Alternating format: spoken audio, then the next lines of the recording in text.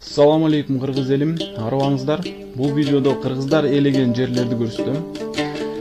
Мектепте тарых менен географияны жакшы үйрөтпөгөндүктөн көп нерсени билбей калыптырбыз, аны унутуп баратырбыз.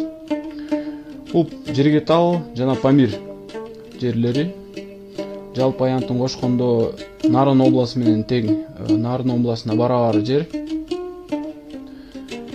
1924 жана 25 жылдары Тажик эли өзү эгемендүүлүк алып алсын деп Тажик СССРине берилген жерлер экен.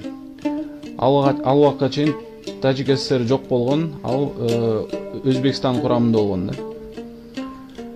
Анан Кызыл Суу Кыргыз автоном облусу. Бул ошо Кытай тарапта калып кеткен. 1880-90 жылдары Орус империясы менен Кытай империясы келишим түзүп ушул жерди бөлүп алышкан.